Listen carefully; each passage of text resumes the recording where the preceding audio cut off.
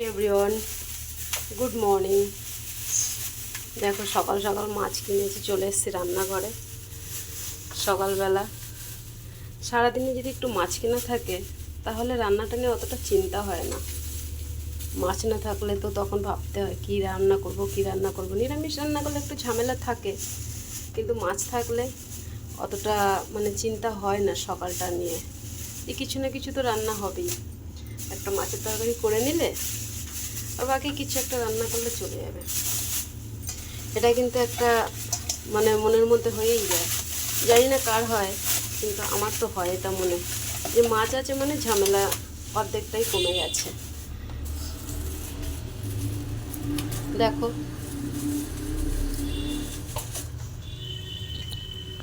এই যে দেখছো, এটা চিংড়ি মাছ, লোটে মাছ, আর ফ্রিজে আছে শাপলা পাতা মাছ। এখন দেখা যাক কোনটা দিয়ে কি করা যায়। চলো, টাটা।